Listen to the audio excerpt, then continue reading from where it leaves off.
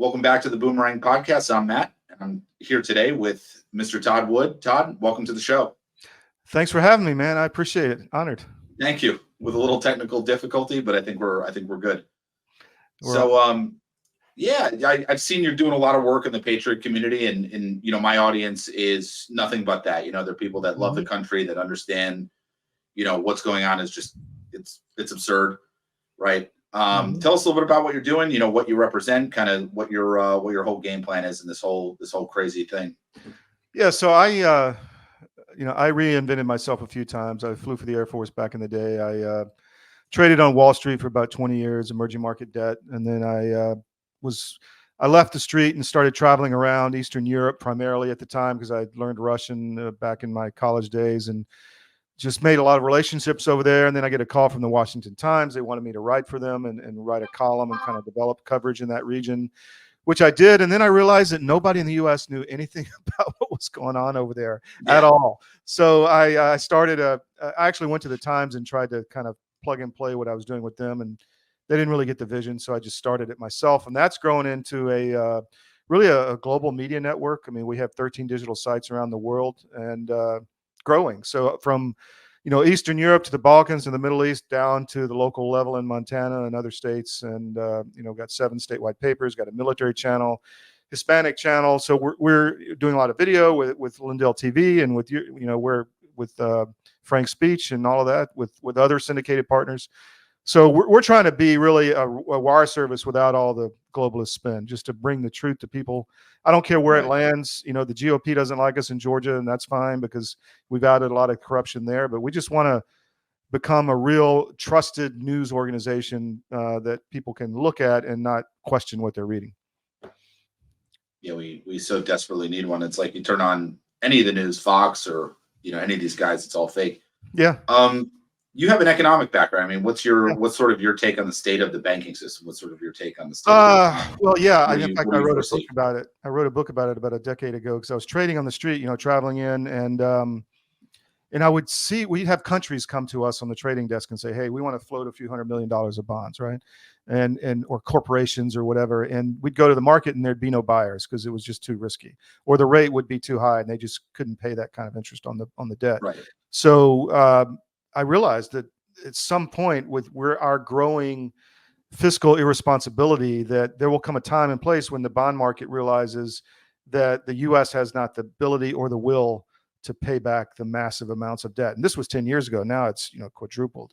So we're in a real precarious position as far as reserve currency issues, as far as interest rates, as far as inflation, as far as cost of capital for businesses. And it's not going to get any better. It's going to get a lot worse in the meantime. So I think, your business, gold, for instance, is right up that alley, man. I mean, people need a place they can store value, and precious metals are definitely one of those areas for sure.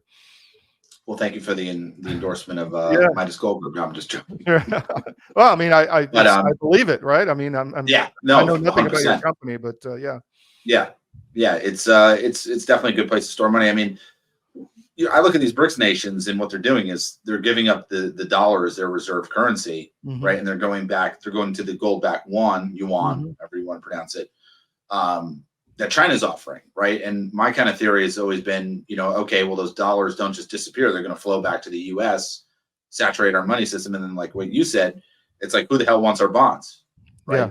Yeah.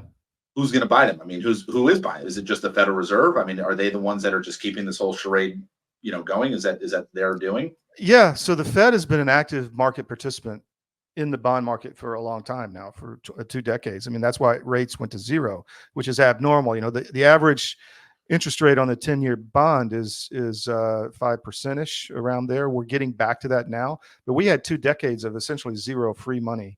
And that really that caused a huge redistribution of wealth from the middle class to the class that had assets, where that made a difference.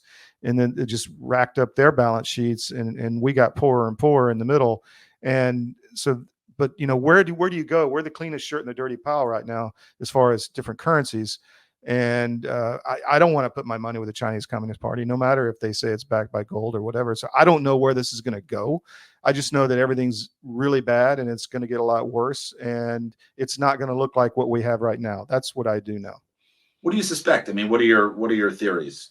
Give me some ideas that you have. We need some kind of store of value that is probably benchmarked against a basket of assets, whether that be gold, water, land. Oil. It can't be fiat, right? It needs to be benchmarked against something that people can touch and feel and use and see, and like the gold standard used to be. And that caused its own problems because it caused real crises. When J.P. Morgan had to bail out the United States in the early part of the 20th century. So those things kind of come around, but it does prevent the kind of just reckless spending, because right now you have this apparatus, this blob that is spending money that it just prints and it controls, and we're backing it, but we don't get any of the benefits, right? So they're just Right. continuing this big circular money laundering scheme, essentially, because Ponzi scheme, because you're sending money, 80 billion to Ukraine, and I would bet money in Vegas that most of that comes back to the coffers of the DNC, of the different NGOs or whatever they're affiliated with, this whole massive apparatus. And we've done a lot of the investigations on the smurfing that's going on in the different political races, where you'll have grandma that's donated 40,000 times a day for the past 20 years to some Democratic DA candidate in another state. I mean, it makes no sense, right? So this is the carousel that's going on, and because they can control the money and just print what they want, that's how it works. Right. Tell us a little bit about your work in the election sphere. What are you doing over there? Obviously, you have a financial background. Tell us a little bit about what you're seeing in the political realm. Well, we are an investigative news organization, right? So I have a lot of reporters literally around the world and in different states, and we have busted a lot of the election fraud. People call Florida the gold standard of elections. It's not. It's one of the most corrupt states out there. I'll give you an example. They set up a lot of these machines so that they're creating, for instance, Miami-Dade County in 2020, they had some precincts that came in and 20% of their ballots that were cast were logged as blank ballots, meaning they printed nothing on the ballot. So in Miami-Dade, that's 5 million people. That's 1 million people that they said came in and didn't vote, basically showed up and didn't vote. So what does the machines do? They allocate those to whatever candidate they think the vote was supposed to go to. So that's a massive shift of votes. We brought that to the Secretary of State in Florida, and I'm on the Miami-Dade Republican Executive Committee, and so I've been involved in a lot of this. And we also showed them a lot of fake voters on the voter rolls, 50,000 people that don't exist. And their comment to us was, hey, sue me. So this is going on all over Florida. And it's not just Florida, it's every state. But Florida is supposed to be the gold standard, and it's definitely not. Yes, I was talking to Chris Jersky about that. Yeah, he's been involved with it, with the fake addresses and they just so happen to get that guy. I was just talking with Chris about it, and I also spoke to Don Hyatt, who's running for the county recorder out here. Cool. And I feel like what I learned from Don Hyatt, who's running out here, I'm in Arizona, is that you need IT people in these positions, like a county recorder. Like certain positions in government have to have certain, you have to have certain credentials, a certain background. They can't just be any willy-nilly candidate, because otherwise, who the hell knows, a computer program? I certainly don't, and these computer programmers would run circles around me and the general public because no one has any clue. No one has any idea. For sure. So and then you add that they won't report we found where these ballots were being generated on these reports from machines that were supposed to be presented as open records for the public. And we pushed to get those in multiple states. And guess what Florida does, or in multiple counties in Florida, they pass a law called the Election Integrity Act, where they prevent anyone from seeing that information. That happened last year. So, I mean, it's all the way up through the Florida administration. It's an election fraud cartel. It is a way to keep power, and they're not giving it up. And we're continuing to push, and hopefully something will break, literally across the country in different states. Every state kind of does it different, but the fraud is everywhere for sure. Right. What else do you work on in the political realm? I've just recently started coming across your material, so I'm asking you on behalf of myself and my audience, who probably doesn't, a lot of the guests I have on, they have no idea who these people are. Yeah. But it's like, I feel like somebody like you in the coming months and coming years is going to be a household name. Well, thank you. Yeah, we're trying. We were early because I was in Eastern Europe. We were early on the Ukraine issue. I have a team over there, I still do. We reported a lot in 19 and 20 on what the U.S. government officials were doing in Ukraine. It's essentially an organized crime state, and it's a place to launder money, to run info ops against opponents like Bernie Sanders or Donald Trump, to traffic humans, develop bioweapons, all of it, go down the list. It's a really bad place, and we're funding it. And so we broke a lot of this information, and for that we were deplatformed, debanked, death threats, computers blowing up. I mean, banks being wiped, accounts being wiped to zero, all kind of crap, kicked off all the Google stuff. So we've had to survive and thrive. It's made us more resilient. But CDM.press is the main site. Everybody can go there and see all the different reporting we do in different areas of the world.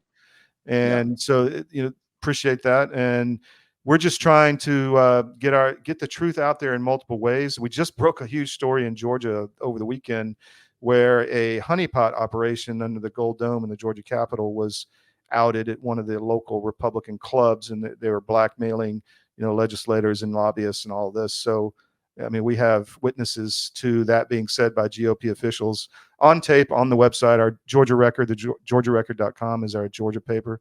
So that's there. That's the kind of stuff we're doing. But, so we've brought that, I guess, credibility from our reporting years ago into what we're doing now. And we're still involved overseas. But those are kind of our big areas. We were involved also in the medical tyranny stuff with the vaccines. We were putting out interviews of vaccine injured in 21 that nobody wanted to touch, and nobody would, you put it up and it gets taken down. So we got taken off all the major channels. We're back on X now. So if people are around, they can go to find us on X and and follow us, because we got to rebuild. But anyway, it's a process, man. Yeah, I heard a lot of these politicians were also taking payments from places like FTX. Oh, yeah. Right. That's what that was part of the money laundering scheme, right? I mean, you send money to Ukraine, and then he donates, he gets the money somehow through a defense contract relationship or whatever, and then it gets donated to a Democratic politician or a PAC or whatever. And it's just a big, I have sources on the ground in Kiev, and they call it the carousel, right? And it's the nickname for Joe Biden was the American gangster. So I mean, it's literally what's going on over there.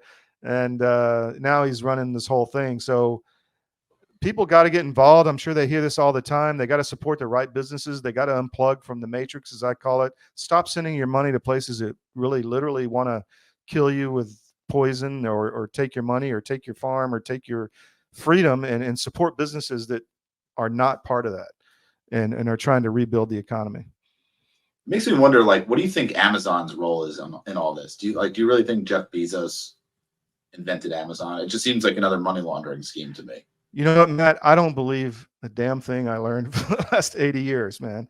I mean, I question everything. I mean, you look at Zuckerberg. Of course, that was some kind of op to make him a billionaire and control him. That's what 107 said. Is that Mark Zuckerberg was just the face of Facebook, right? It's really a creation of Defense Advanced Resources Project Agency. Exactly. And and people say, well, I use their technology, I'm against them, and I'm staying on Facebook. And I'm like, that's the wrong decision. You know why? Because they're taking you and they're seeing everybody you talk to. You start this group chat and you're a keyboard warrior. Guess what? They got all of those people now. They know where they are. They know where their family members are. They know if they have family in the military. They're starting to surveil their phones, all AI generated. And if they can push a button and say, tell me about Todd Wood, and boom, the whole, waterfall shows up of everybody he knows, everybody he's talked to, everything, where his pressure points are, everything. So that's what Facebook does for you. So get off Facebook, get off all the commie platforms, I tell people. I'd love to see your Wikipedia page and what they say there. Well, they took it down. Did they? Yeah, it doesn't exist. Those are always fun, looking at people's Wikipedia pages. Yeah, man, it's great. Yeah, racist Nazi freak, who runs a far right extremist website. I can make it up now. Yeah.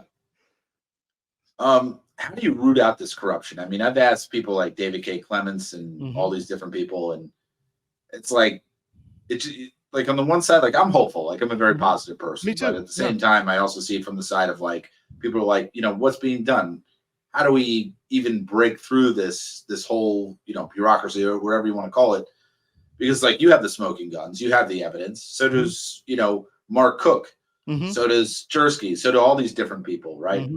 How do you do it? how do we get this stuff fixed and changed? I get that a lot on a comment on an article, and nobody's going to do anything. It's a waste of time. And I'm like, okay. And then they say, who's going to do something about it? What are you going to do about it? And I'm like, no, dude, what are you going to do about it? I'm like, right. Turn it right back on you. What are you going to do? What are you doing about it in your community? Right. Are you on the golf course? Are you sitting behind your computer all day long? Or are you out at the Board of Education meeting, or at your church lighting up your pastor because he's sitting here talking this cultural Marxism and how we got to be good to transgenders, which is, I mean, come on. I mean, you get in their face, not violently, but just don't accept the garbage they're feeding you. And it starts at the local level. And there's plenty around you. I guarantee you, no matter where you are, there's plenty of stuff going on around you that you could push back on very easily. And it makes a big difference. It does. Bill, who introduced us, I mean, he goes to our Board of Supervisors meetings here every Wednesday. I mean, I don't know. Have you heard of Mickey Klon? No. So Mickey's somebody, she's got a program called Bonds for the Win. And she goes after their bonding and serves them, liability, lawsuits for personal liability, where we have people that are sitting on our Board of Supervisors passing laws, 15-minute city laws. They're already passing here in Arizona. No one bats an eye. She's going down there, and because they're not bonded, they're not elected, they've never sworn an oath, she's handing them personal liability lawsuits of $21 million a person. Yeah. There's no more like, I'm doing my job. Is that what people need to do? What else can people do? Well, I've heard of that. I don't know the legal ins and outs of that whole process. Good on her if that works. I mean, just you'd be surprised. Well, media is a huge one, right? I mean, and so that's a big one, is to stop supporting these media organizations that are literally working for the other team. Because if you watch them, you're giving them your advertising dollars, whether you know it or not. You're giving them ratings. You're giving them, surveillance. I mean, that's. So get off all of that, and you will be surprised at how just one little paper in a state or a country or a town that outs and shines a little light on what's going on in the local jurisdiction makes a huge impact. I mean, seriously. I mean, and so we always say, hey, if you see something going on, let us know, and we'll try to get it out if we're in that area. If not, find another paper or another group that can shed some light, because they're controlling the media, so that is how they do all this, right? They killed Kennedy because nobody knew they killed Kennedy, and they got away with it because nobody knew it for 60 years, or they thought maybe, but now we know. And so that couldn't have happened if the whole country knew that the U.S. government had a huge assassination plan to destroy the elected president, which is going on right now again. So, you just have to find a way to fight back in your own way. Yeah, now they don't just do it through assassination of killing, they do it through assassination, character assassination, right? Yeah, sure. They take down your character. Yeah. What other kinds of stuff do you work on? I'm still learning about you. Tell me more about what you're working on and what you're doing. We have an armed forces.press channel. It's our, it's sick. I'm an Air Force grad down in Colorado. So where did you say you're in Arizona? Arizona, Phoenix. So we're big into that. We started an organization called stars.us, STARRS.us, where we have a lot of academy grads trying to fix the academies because they're garbage right now. So that's one big push. I wrote a lot of books. You can go to my website, ltoddwood.com, and check out all the different, kind of historical faction novels. And I just released a book, a nonfiction on the Iranian resistance. I've spent a lot of time with them in their camps in Albania and in Paris. And that's a whole nother fascinating, timely situation where, this is a theocracy that really is opposed to the kind of civilization we want to believe in, live in. And so if you know how to take them down internally is really important. So that's a great book if you want to check it out. It's called Paying the Price, the untold story of the Iranian resistance. And these are kids.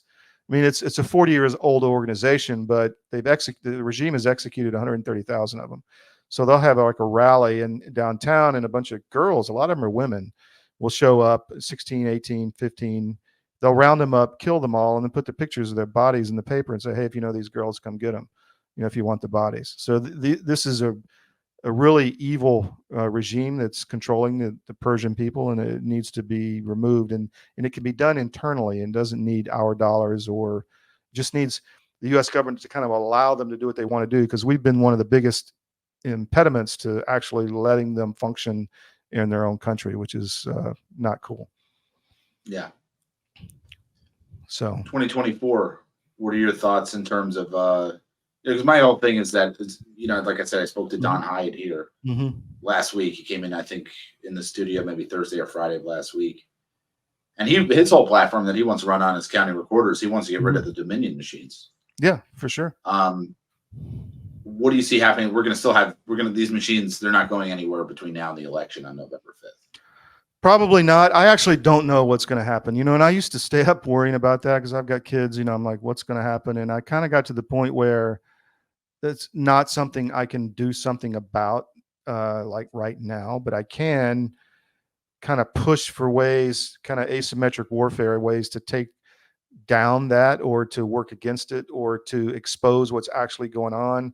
And again, I don't know where the break's going to come, but this thing is so complicated, and it's a sophisticated, complex system they built.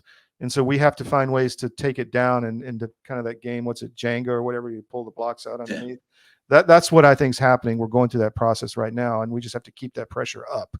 Like this honeypot story we put out over the weekend. That's huge. So we're going to dig into that and find out where those tentacles go. And we know, but we've got to be able to prove it, right? So there's a lot of cartel activity in North Georgia. That's another area we're looking at in the mountains. I got a report this morning that a small little county with a one-man county government's running a $50 million operation for a golf course and losing like $25 million a year on the golf course. So this is obviously, carousel money going through there somehow. Right. So this is happening in a lot of places. I guess it comes down to, you have to expose it, and people have to wake up to it, right? Yeah, that's the only way. Yeah. I mean, isn't that how people get involved? Is they realize kind of what you said. It's like, hey, what are you doing? Right? When you're asked, hey, what can we do? Yeah. What are you doing? It's almost like people have to be forced into that scenario. Well, I have no problem shaming people in a nice way. I mean, like, dude, get off the golf course. What are you talking about? I get this. What pisses me off is I'll get some guy. He's a retired general, or he's a retired director at a large corporation, and he'll be like, "Why are they doing this?" And I'm like, man, if you're still like at the place where why are they doing this, and you don't realize we're in a full-blown Marxist revolution here, combined with a fascist global government they want to install and to take away your kids and your grandkids' freedoms, and you don't get that yet. I mean, I can't help you. I'll find somebody else. I mean, that's kind of where I'm at, because 20-30% of the people aren't going to get it, or don't want to get it. Maybe it's too scary. I don't know. What do you think? I mean, it's like, at what point do people get it? And everybody always says, "Oh, they," right? I love this term, "they." It's like, who is they? They, we've been saying it our whole lives, including myself. And it's like, that's the deep state. When we say, "Oh, they do this," it's like we just use it. You ever notice that? That term, "they"? Yeah, sure. Yeah, it's just silly to me. Yeah, it is. I mean, I'm sure I'm guilty of it too, but it's I've learned a lot over the last several years about who they is, and you can go down those rabbit holes, but it's obviously something very dark is going on, and it's bad. I mean, they're mutilating children's bodies, and everybody's calling it okay. I mean, that's not okay, right? I mean, to take a kid from a family at 10 years old, brainwash them and tell them a girl, she's a boy, and then take the kid away, which just happened in Montana, and take them to another place where they can actually mutilate them before they're pubic. I mean, it's horrible, man. I mean, that kind of crap can't go on. So find a way to oppose it. It's sick. Sick is what it is. You're a commodities guy. I mean, what do you foresee happening? I'm a gold company, right? Yeah. What do you foresee happening? I mean, are the banks, you think they're going to go on? I mean, what is the CBDC? My take on it has always been, it's a consolidation of the banking system so that eventually you're going to bank directly with the Federal Reserve. So the way I've kind of looked at it is like, okay, we know the ending to the movie, right? We know that, hey, we're going to be banking directly with the Fed, right? Or this is at least what they want. What's going to transpire between now and that time where they try to implement it? You've got a kind of a war going on between the old fiat system that they're trying to keep alive long enough to harvest as much wealth as they can from it and maintain power before it collapses. And they realize it's a Ponzi scheme and it can't go on forever. So the CBDC is a new way to control, because financial control controls everything. It controls food, it controls, wealth, it controls your life. So if you can't transact, then you got a real problem. So there's a battle between the old system and the new, whatever new is coming. I don't know what it's going to look like. I've got good friends on both sides of the crypto debate, Bitcoin or XRP or whatever. I mean, I know the talking points on all the sides. I think probably Bitcoin is a store of value to some point, but so is precious metals. I mean, it's been there for 5,000 years. So I don't know what the system's going to look like, but if I know one thing, it needs to be re-engineered. I mean, we need to have control of our own money. The fact that, I'm at a dinner with a client and they decline my credit card because they don't like where I'm at it that day, or I've used it too many times or whatever, that's BS, man. And then they, charge you $35 if you overdraft or whatever. That's all. It's just a huge scam, right? So that all needs to be engineered. You need to have your money in your control, and that's it. And then find a way to, police it and for terrorism and all that stuff, because that's a real issue. But I just think it's going to look completely different. So in the meantime, you need to put your money in something that will retain its value. That's a huge thing, because it's not going to be dollars. Yeah. Could be collectibles. I mean, I know I have a client actually who bought his kids, the three of them, each a 57 Chevy. Not a bad place to store your value, right? I know they're going down a little bit, but I think at the end of the day, a 57 Chevy is probably not a bad investment. Well, I do a lot in Eastern Europe, right? And during the last Russian devaluation, you know what they did? They all went out and bought TVs and cars with everything they had, because they knew that at least they could sell them again at a higher, right, exchange rate, or lower exchange rate, whatever you want to look at it. But so, yeah, it's a store of value. Where can you keep your value? I've talked to Juan, and Juan says that Bitcoin is an invention of DARPA, just like Facebook. It's quite possible. I just read. I don't know. It makes sense. Yeah. Yeah, we don't know. But I think a lot of these cryptos people are in, and I own some crypto. Like I'm positioned, and I've done okay in them over the last year, whatever it's been. But I mean, these things, I think that they're going to be replaced with maybe something better. Is my kind of view. What are your thoughts? I'm learning. I've got a friend who is way into the XRP camp. I don't know enough about it. I listen to him. I don't know if that's controlled or not. The whole thing with Bitcoin is it's decentralized. I don't know if that's true either. Maybe there's a back door that they can shut it down or whatever. Or maybe it's a Trojan horse to get you used to using crypto so that down the road you'll be fine with a CBDC. I just know we can't accept that. So I'm big on alternative economy creation and building ways to store value, to transact, to build wealth that's not part of whatever system is dark. And so I don't know the answers yet, to be blunt. Fair enough. Yeah. It's almost like you need diversification in the dollar. Yeah. Right. You don't want to have just one form of the dollar. You want to have a diversity of dollars. Like Juan talks about an oil-backed dollar, but oil from the United States, right? Drill, baby, drill. Yeah. Oil from the U.S. as opposed to Saudi Arabia. That, to me, right, that's probably a great idea. Yeah, I mean, you're essentially talking about a token, whether it's in crypto or in dollars or what they call it, silver certificate or whatever it used to be, where it represents something and of value. I think that's critically important. When I was on the street, it was more, in fact, before I was woke, if you will, to actually what's going on in the last few years. The UN had awake, not woke. What's the awake, I guess is the right word. So, the UN or the World Bank or whatever had their, I forget what they call them, their basically baskets of currencies that they would use, special drawing rights or something like that. And so that's been on the table for a long time. What I do know is I don't trust the Chinese. I don't trust the communists. I don't trust the Europeans. I think they're moving very fascist, very quick. In fact, that you can't even say the wrong word in the UK now. They'll put you in jail. So that's garbage. So, where do you go? I mean, you got to start being creative and diversified. You got to own stuff. You got to own some land if you can defend it. You have, precious metals, probably some crypto, probably some other types of stores of value. I don't know. Fair enough. And where can people find you? Where can people look you up and see your work? You mentioned you had some books out. Yeah, ltoddwood.com is where all my books are, and get your signed copy if you want. CDM.press, put us in your daily scan. Check out the 13 websites. We're growing. We have others coming.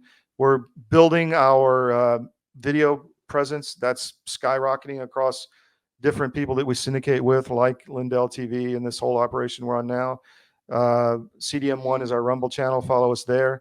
But CDM.press has everything. You'll find everything you need there. It may take you a little while to look around. And we've got polling. We've got military stuff. We've got Hispanic. We've got it all. It's all there. We're just always trying to make it better and grow it. So thanks, man. Perfect. We'll put that link below. And thank you, Todd, so much for showing up. And it was great chatting with you. I hope we can do it again soon. Yeah, enjoyed it. It's good to talk to somebody who knows finance. Thanks. Thank you. All right. Thank you. Take care. We'll see you soon. Yep.